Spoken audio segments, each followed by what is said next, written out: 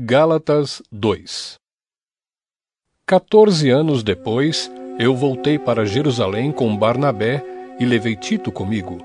Voltei para lá porque Deus me revelou que eu devia fazer isso. Ali, numa reunião particular com os líderes da igreja, eu expliquei a eles a mensagem do Evangelho que anuncio aos não-judeus. Eu não queria que o trabalho que tinha feito e estava fazendo fosse um trabalho perdido. Tito estava comigo, mas ele não foi obrigado a circuncidar-se, embora ele não seja judeu. Porém, alguns tinham se juntado ao nosso grupo, fazendo de conta que eram irmãos na fé, e queriam circuncidá-lo. Eram homens que tinham entrado para o grupo como espiões, a fim de espiar a liberdade que temos por estarmos unidos com Cristo Jesus e para nos tornar escravos de novo. Mas em nenhum momento nós cedemos, pois queríamos que vocês tivessem o verdadeiro Evangelho. E aqueles que pareciam ser os líderes da igreja, digo isso porque para mim não importa o que eles eram, pois Deus não julga pela aparência, aqueles líderes, repito, não me deram nenhuma ideia nova. Pelo contrário, eles viram que Deus me tinha dado a responsabilidade de anunciar o Evangelho aos não-judeus, assim como tinha dado a Pedro a responsabilidade de anunciá-lo aos judeus. Pois pelo poder de Deus fui feito apóstolo para anunciar o Evangelho aos não-judeus, assim como Pedro foi feito apóstolo para anunciar o Evangelho aos judeus. Por isso, Tiago, Pedro e João, que eram considerados os líderes da igreja, reconheceram que Deus me tinha dado essa tarefa especial. E como sinal de que éramos todos companheiros, eles deram a mim e a Barnabé um aperto de mãos.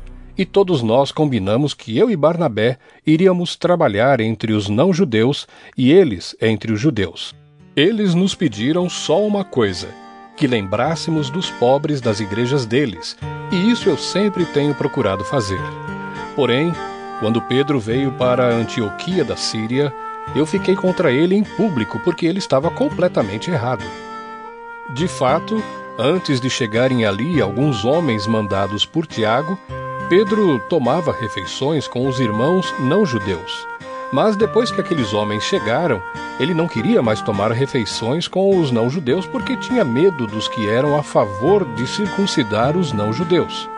E também os outros irmãos judeus começaram a agir como hipócritas, do mesmo modo que Pedro, e até Barnabé se deixou levar pela hipocrisia deles.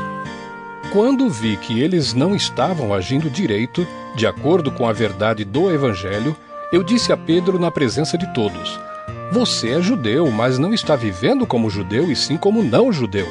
Então como é que você quer obrigar os não-judeus a viverem como judeus?" O fato é que nós somos judeus de nascimento e não pecadores não-judeus, como eles são chamados.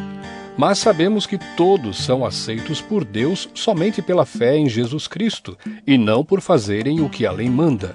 Assim nós também temos crido em Cristo Jesus, a fim de sermos aceitos por Deus pela nossa fé em Cristo, e não por fazermos o que a lei manda, pois ninguém é aceito por Deus por fazer o que a lei manda.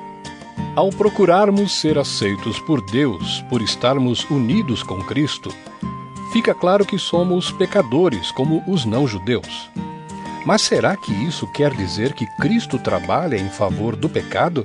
Claro que não.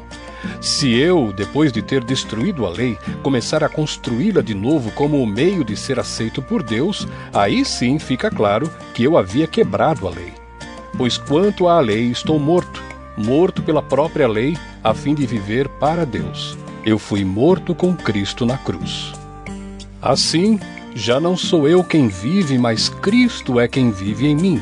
E esta vida que vivo agora, eu a vivo pela fé no Filho de Deus, que me amou e se deu a si mesmo por mim. Eu me recuso a rejeitar a graça de Deus, pois se é por meio da lei que as pessoas são aceitas por Deus, então a morte de Cristo não adiantou nada.